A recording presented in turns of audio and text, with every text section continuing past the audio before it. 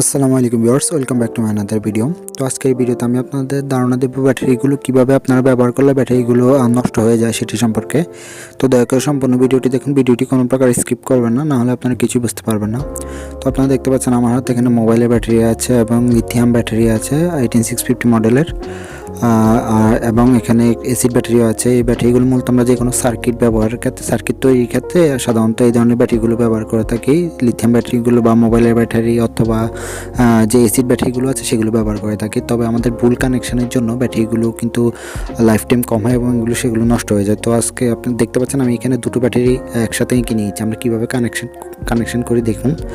এখানে মূলত আমরা মাঝে মধ্যে দুটি ব্যাটারিকে প্যারালালি কানেক্ট করি বা সিরিজে কানেক্ট করি। প্যারালালি কানেকশন হচ্ছে একটি ব্যাটারির প্লাসের সাথে অন্য ব্যাটারির প্লাসের কানেকশন, এবং একটি ব্যাটারি মানে নেগেটিভের সাথে নেগেটিভের কানেকশন করে যে প্লাস এবং মাইনাসটি নেওয়া হয় সেটি হচ্ছে প্যারালাল কানেকশন।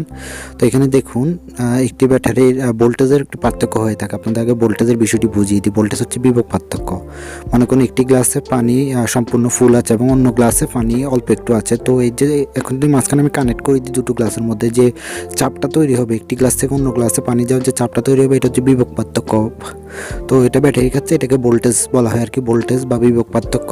তো ব্যাটারির ক্ষেত্রে এটা হয়ে থাকে যখন একটি ব্যাটারি পজিটিভের সাথে অন্য ব্যাটারি পজিটিভ কানেক্ট করেন, যদি ভোল্টেজ সমান না হয়, একটি ব্যাটারির ভোল্টেজ বেশি এবং অন্য ব্যাটারির ভোল্টেজটি কম হয়, তাহলে বেশি ভোল্টেজের ব্যাটারি থেকে চার্জগুলো কম ভোল্টেজের দিকে যেতে থাকে, কম ভোল্টেজের ব্যাটারির দিকে যেতে থাকে। এতে করে যেহেতু কম ভোল্টেজের ব্যাটারি কানেক্ট আছে, তাই সবসময় কম ভোল্টেজের ব্যাটারিটি চার্জ হতে থাকবে, এবং বড় ব্যাটারিটি যেটি ভোল্টেজটা একটু বেশি সেটি থেকে সেটি ডিসচার্জ হতে থাকবে। এতে করে ব্যাটারিগুলো খুব দ্রুত নষ্ট হয়ে যায়। তাই যদি কোনো ব্যাটারি আপনারা প্যারালালি কানেক্ট করেন তাহলে ভোল্টেজটি সমান রাখার চেষ্টা করুন। ভোল্টেজ কম এবং বেশি যদি হয় তাহলে কম ভোল্টেজে ব্যাটারিটি ওভারচার্জ হওয়ার কারণে এটি নষ্ট হয়ে যাবে, এবং বেশি ভোল্টেজ ব্যাটারিতে ডিসচার্জ বেশি হওয়ার কারণে সেগুলো নষ্ট হয়ে যাবে। আপনি বাইরে থেকে যতই চার্জ করেন সেটি ছোটো ব্যাটারিটির উপরে বেশি প্রভাব পড়বে বা বেশি চার্জ হবে, এবং সেগুলো লাইফ টাইমটা খুব কম হবে, খুব দ্রুত নষ্ট হয়ে যাবে এবং বিস্ফোরণ হতে পারে, অনেক ধরনের সমস্যা হবে। তাই আপনারা এভাবে কানেক্ট করবেন না।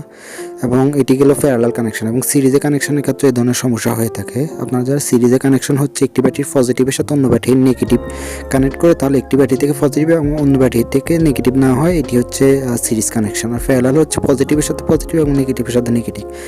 এখন আপনারা বলতে পারেন যে সিরিজে তো ব্যাটারির সরাসরি কানেক্ট থাকে না পজিটিভের সাথে পজিটিভ এবং নেগেটিভের সাথে নেগেটিভ, তাই এটির হয়তো কোনো সমস্যা হবে না।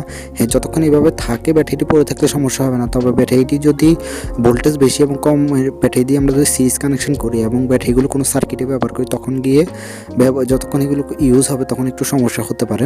ভোল্টেজের যেহেতু সমান না, তাই যখন সার্কিটটি ব্যবহার হয় তখন চার্জ হওয়া এবং ডিসচার্জ হওয়ার সময় একটু সমস্যা দেখা দেবে।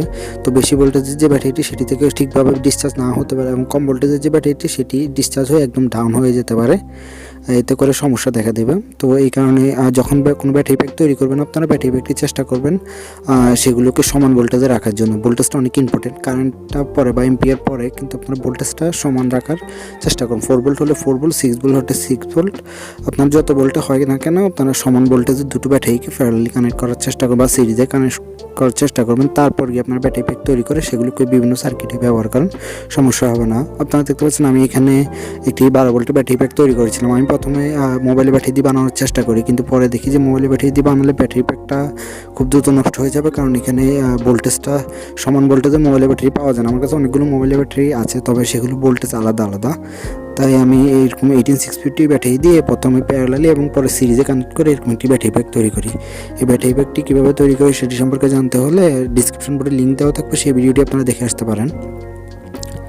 তো আপনারা এখানে আশা করি আমার ভিডিওটি থেকে সম্পূর্ণ বিষয়টি বুঝতে পেরেছেন, ব্যাটারিগুলো কীভাবে সংযোগ করলে কোনো সমস্যা হয় না। তো ভিউয়ার্স, আপনারা চাইলে প্যারালালি কানেক্ট করুন বা সিরিজে কানেক্ট করুন, সমান ভোল্টেজে ব্যাটারিগুলো কানেক্ট করার চেষ্টা করবেন। যেমন আমি এখানে দেখাচ্ছি, এখানে আমি 4টা ব্যাটারি নিয়ে নিয়েছি এবং সবগুলো পজিটিভ একসাথে এবং নেগেটিভ একসাথে কানেক্ট করে আমি প্যারালালে সবগুলোকে কানেক্ট করে নিয়েছি। তো এইভাবে কানেক্ট করুন, কোনো সমস্যা হবে না। ভোল্টেজ কিন্তু সমান থাকতে হবে প্রতিটি ব্যাটারির। যদি ভোল্টেজ বেশি বা কম হয় তখন সমস্যা হবে। তো আশা করি আপনারা সম্পূর্ণ ব্যাপারটি বুঝতে পেরেছেন। তো আল্লাহ হাফেজ, ভালো থাকবেন।